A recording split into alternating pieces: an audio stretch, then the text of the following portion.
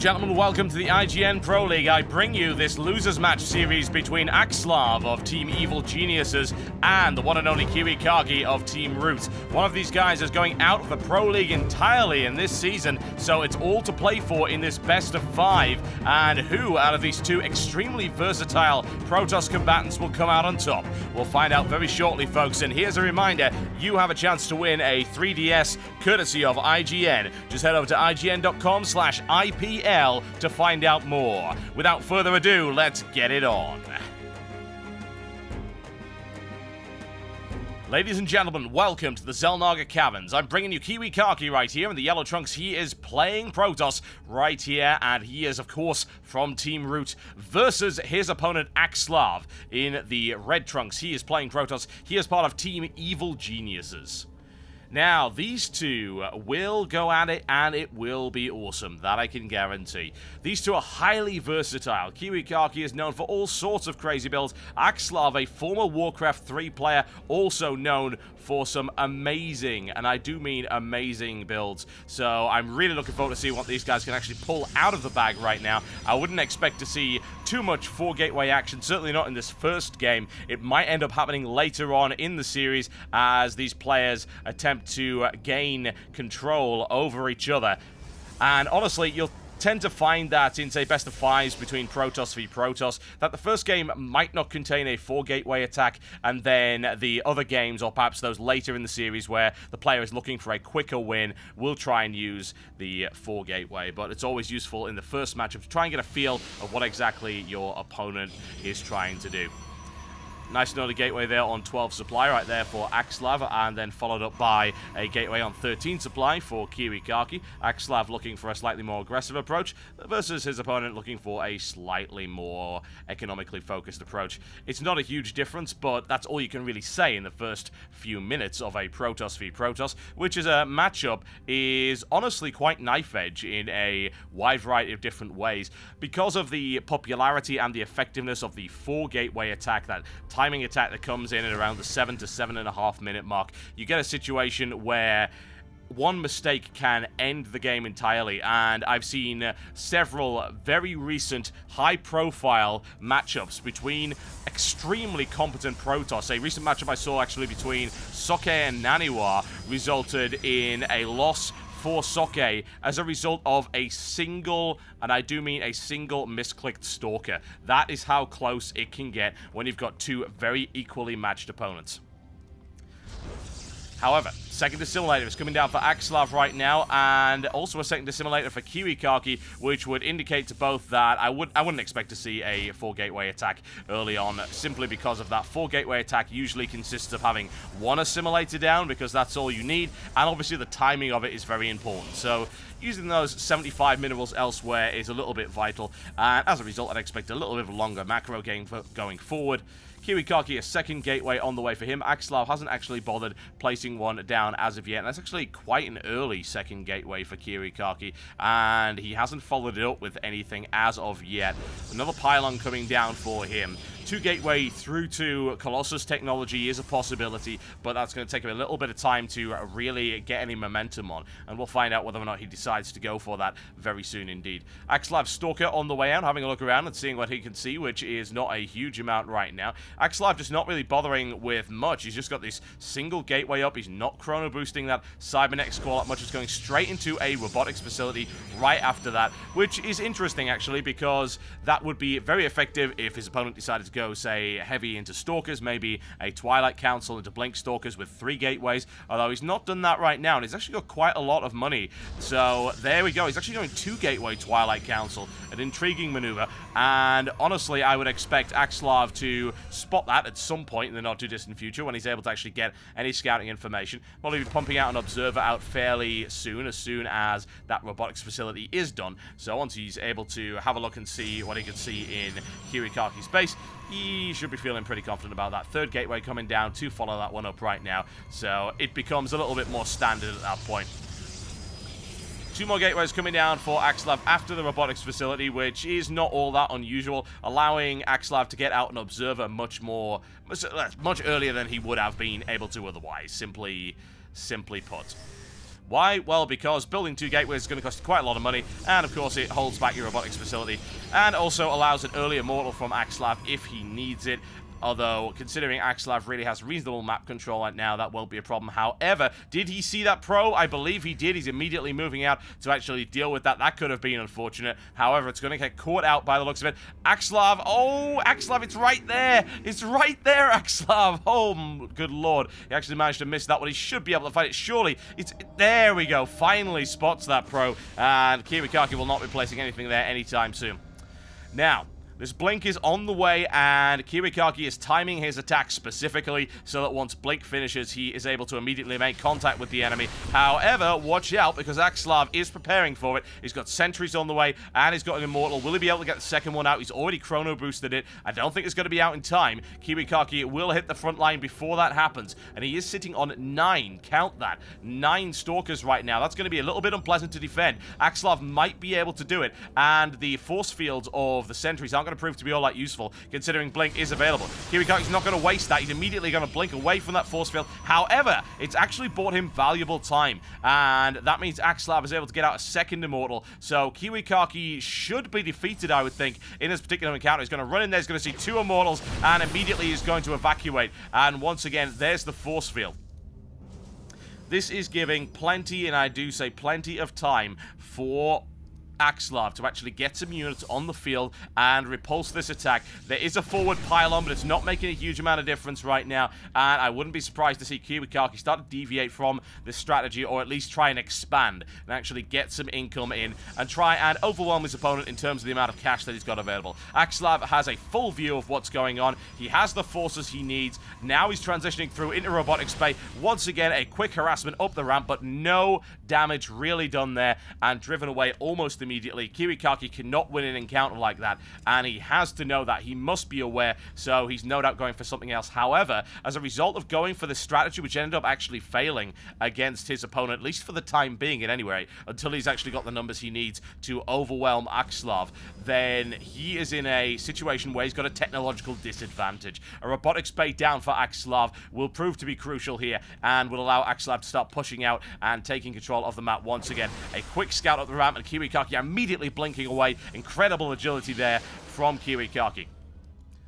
Having a look around and checking for proxy pylons, a very important thing to do. Of course, there is nothing of the sort right now. EGAxslav scouting out with a Zealot as well. Here comes the Colossus, and Kiwikaki actually is not aware of the presence of that robotics bay, although he has to surely guess it, considering how early he saw the Immortals. That's the one, and I do mean one, gateway through to robotics facility, and an obvious transition would be to go into Colossi after that. In the meantime, let's see what's going on, because EGAxslav pushing out right now. He does have the firepower that he needs. Down goes the pylon, and EGAxslav looking to take control of this map once again. He's up against 18 stalkers, however, so his immortal count is not that great anymore. The ratio of immortals to stalkers is not ideal. I'd like to see him pump out a few more, but right now, he's going for the Colossus. In the meantime, Kiwikaki will not let this die. Not at all. And I'm quite surprised, actually, not to see him expanding behind this. His minimal count's starting to get a bit high, so perhaps he might decide to do that. He's going for charge on his Zealots. Probably a reasonable idea. Get in there and do big damage to the Immortals in close range. Once again, in he goes. Does he have the numbers he needs? He immediately blinking out, and bare minimum losses there, honestly, for Kiwikaki. This is actually a very low-scoring game up until this point. And right now, EGAxslav is actually out of position. That's going to prove to be a little bit problematic. And Kiwikaki could take advantage of this. However, he does hang around, which is not ideal. But because of his superior mobility, he's able to get away, only losing a single stalker. So that's not too bad. And he's able to exploit the fact that with those Colossi in the mix, EGAxslav's force is quite slow. Kiwikaki pushing out once again, and not able to do any real damage, just plinking off the shields of the Immortal. Nothing I would really worry about if I happen to be Kiwikaki, and still sitting on only one base. Pylons coming down, Zealot charge almost complete. Will that be able to do the damage that he really needs? Expansion coming down for EGAxslav, immediately having to push the forces of Kiwikaki away once again.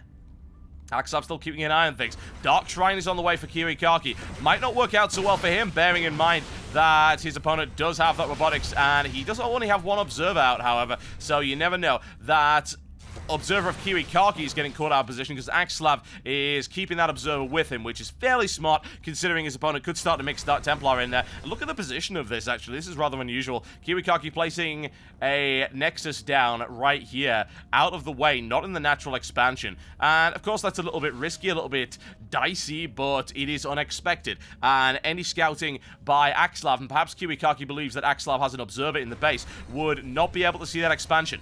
In come the charging Zealots. The question is, can EGAxslav hold that line? The force fields are now proving to be extremely useful, ripping apart a few Zealots with no problems whatsoever. And KiwiKaki thrown back once again. The army count is extremely equal right now, and the economy almost equal. It will certainly get to the point, I believe, where EGAxslav has a fairly significant lead over his opponent. However, KiwiKaki once again pushing forward, looking to deny that lead, maneuvering around, and honestly, this is going to be a very low-scoring game at this stage, simply because neither of them can really get a good angle on the other. If KiwiKaki is able to build his forces and get in there and dig out the Immortals, he'll be able to do really well. His force count, of course, is larger than EGAxslav's. However, EGAxslav does have Immortals. He does have Colossi in the mix, which is not something that KiwiKaki has right now. However, KiwiKaki has a significant mobility advantage with both charging Zealots and Blink Stalkers. And heck, he's even put a couple of observers in the mix as well to make sure that nothing happens. Here comes the charge right here, and those force fields actually not all that effective. KiwiKaki can easily blink through, and that's exactly what he does. Follows it up right here. Zealots at the front getting torn apart by the Colossi, however, and KiwiKaki getting forced into a corner. Needs to blink out of that almost immediately. Once again, KiwiKaki thrown back, and EGAxslav's mix looking very solid right now. His force composition is extremely strong and difficult to deal with. Once again, blinking in and trying to pick off a Colossus. Will he be able to do it in time? No, he will not, and loses several Stalkers in the process, so not what I would call ideal. However, KiwiKaki did manage to drop in a couple of Dark Templar, and if that observer isn't there in time, that Nexus will go down. It's already in the red, and it looks like it will die. There we go. Nice play there by KiwiKaki, and a mistake there by EGAxslav, rather critical, in fact. Takes the Dark Templar out in a single spiteful blast of laser energy, and in the meantime, a Dark Templar into the back does significant economic damage to EGAxslav. EGAxslav pulled most of his probes off the line, however, pylon taken out, one of the gateways unpowered while all that was going on. So that is nasty. That is not what you want at all. KiwiKaki should now be able to gain the upper hand since he has a secure expansion. I wonder if EGAxslav will actually spot it. He knows it's there, in fact, so he will start to apply the aggression. However, he will leave his base undefended if he decides to do that, and KiwiKaki is going to be able to wreak havoc and let slip the dogs of war inside EGAxslav's base. That expansion is doomed. However, the main base of EGAxslav is under an awful lot of pressure right now. KiwiKaki picks off an observer, moving in there once again. He's going to be able to snipe off those pylons, and the lack of mobility for EGAxslav is not going to prove to be helpful for him right now. That's one dead robotics facility, and no Colossi for you. He'll be able to shut down all the production of his opponent. Down goes the warp gate, down goes the robotics bay as well, and the Dark Templar in the mix, slicing its way through as many probes as possible. EGAxslav is in a lot of trouble right now, needs to fall back, needs to deal with this. His base is getting gutted. He has nothing really left in terms of production aside from that single warp gate. Trying to trap KiwiKaki. He was ready to receive as he blinks off the side of that, and the Immortal starts to rip through the forces. However, good focus fire there by KiwiKaki. Rapidly reduced force count there for him, but he is able to deal so much damage to EGAxslav, and still that Dark Templar in the mix with 16 kills.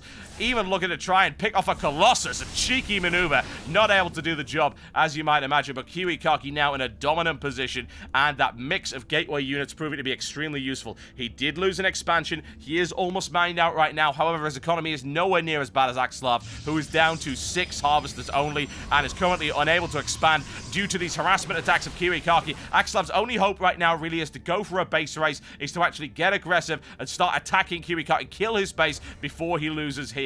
And KiwiKaki is just leading him a merry chase, a merry dance around this map. Not ideal. EGAxslav needs to stop chasing him and start getting aggressive. That's his only option right now. He certainly cannot be thinking that he can really rebuild his forces. He doesn't have the money. He's got enough money to expand, but he's only got 6 probes, so it really doesn't make a difference.